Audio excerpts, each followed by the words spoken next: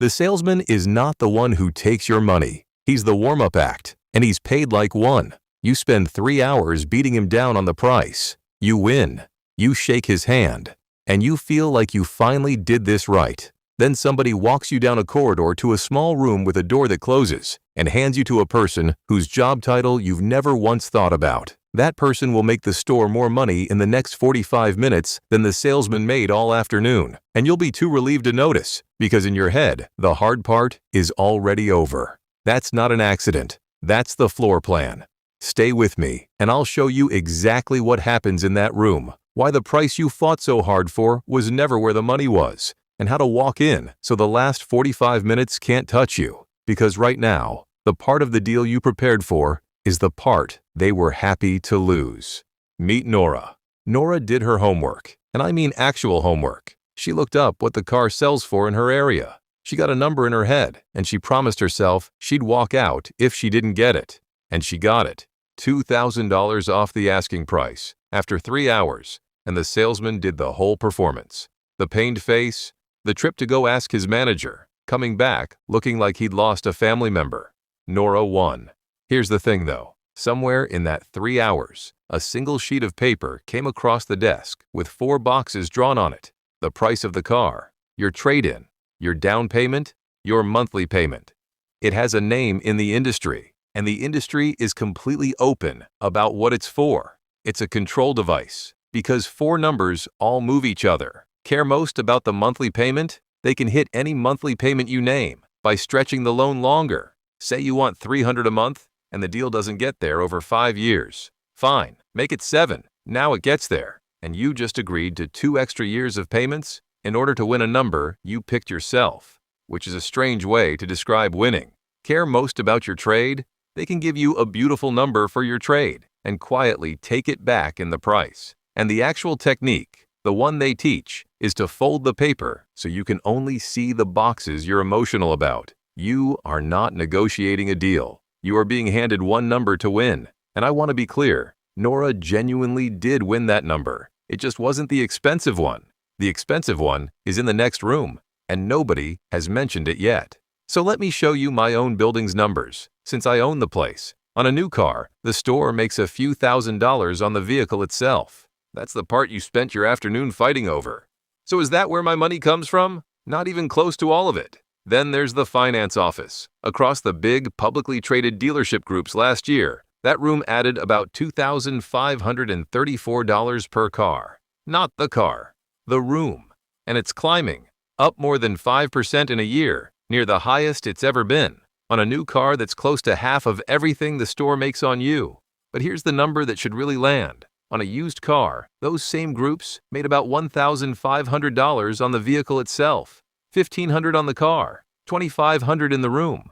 So if you bought a used car, and most people do, the store made more money in the 45 minutes after you thought the deal was done than it made on the entire car. And ask yourself why it's a separate room at all. Why not just do the paperwork at the same desk with the same person while you're still sharp and still braced for a fight? Because it isn't really the same business. Different room, different person, different pay plan, and its product was never cars. Its product is whatever you'll agree to once you've stopped negotiating. So why does the room work so well? Think about where you are by the time you sit in it. You've been there 4 hours. You're hungry. You've mentally moved into the car. You told your family you're getting it. And you have just come off winning, which is the single worst emotional state to negotiate in, because you're done fighting. The room isn't at the end of the process by accident. It's at the end because that's when you're finished. Start with the interest rate, because almost nobody knows this one. When you apply for financing at the dealership, they send your application out to lenders.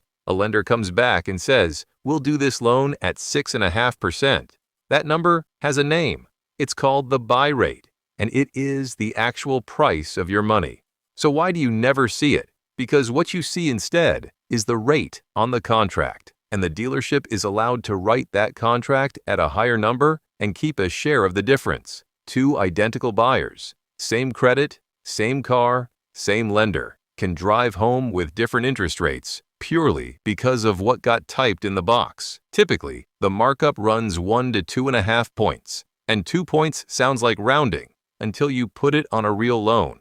$30,000 over 6 years at 6.5 instead of 8.5 is a difference of more than $2,000. Same car, same buyer, same bank, $2,000. Decided by a keystroke you never saw.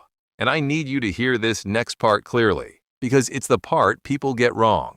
That is perfectly legal. It's a disclosed, regulated, completely standard part of how car retail works. It's a product, and the product is you not asking. So how much money is actually in that spread? Enough that when regulators finally looked, it got expensive. In 2013, the Justice Department and the Consumer Bureau settled with one major auto lender for $98 million over markups applied to roughly 235,000 borrowers across more than 12,000 dealerships. Same lender, same buy rates, different people getting different markups typed into the box. That was the biggest settlement of its kind at the time, and it happened because of the exact spread I just described. Then the menu comes out: an extended warranty, gap coverage, paint and fabric protection, key replacement, tire and wheel. And here's the craft in it. Those products are almost never quoted to you as a price. They're quoted as a monthly number: $22 a month, $18 a month. Who argues over $18? Except you're not paying $18. You're paying $18 every month for the length of the loan, and you're paying interest on it because it got rolled into the amount you borrowed. So how long is that loan really? Nearly 1 in 4 new car buyers this year signed up for 84 months or longer. That's a record, and 84 months is 7 years. $18 a month across 7 years is more than $1,500 for a product you agreed to in 9 seconds because it was quoted in a unit designed to sound like nothing. And I'll give the industry its due here, honestly. Some of these products are genuinely good for some buyers. If you drive a lot of miles, a warranty can save you. If you're financing almost the whole car, gap coverage is real protection. The problem was never that the products exist. It's that you are shown them in the 4th hour, in a small room, priced in a unit that hides what they cost, by someone who is paid on what you accept. Now here's where it stops being about one afternoon. Stretch a loan to 7 years, and something quietly breaks. What breaks? The car loses value faster than you pay the loan down. So for years, you owe more than it's worth. And most people don't keep a car for 7 years. So you walk back into a dealership 3 or 4 years later, and you're not starting from zero. You're starting from behind. Right now, nearly 3 out of 10 people trading in a car toward a new one owe more than the trade is worth. The average shortfall is around $6,800. And that debt doesn't disappear. It gets folded into the next loan, which makes the next loan bigger, which stretches the next term longer, which puts you further underwater for the one after that. You can see it in what people are paying. The average new car payment just hit a record $777 a month. But if you rolled negative equity in, the average payment is $944. And is that just a handful of people at the top dragging the average up? No. Right now, about 1 in 5 people buying a new car has committed to a payment over $1,000 a month. $1,000 every month for something that is worth less each morning than it was the night before. That's the machine. The finance office doesn't just win the afternoon, it sets up the next one, which raises a question worth sitting with. If the room is where the money is, why does nobody prepare for the room? So how do you make that room unwinnable? You don't beat it with willpower at hour 4, you beat it before you leave the house. And it's 5 things. 1. Get a loan approved by your own bank or a credit union before you ever set foot on the lot. Now the dealership isn't your lender, it's a competitor to your lender. And if they want the business, they have to beat a number you already have in writing. That single step removes the entire spread I described, and they might well beat it, which is exactly the point. You are not refusing the dealership's financing. You're making it compete for you instead of being handed to you. 2. Negotiate one number only, the out-the-door price, everything included, not the monthly payment. The moment you say a monthly payment out loud, you've handed over the worksheet.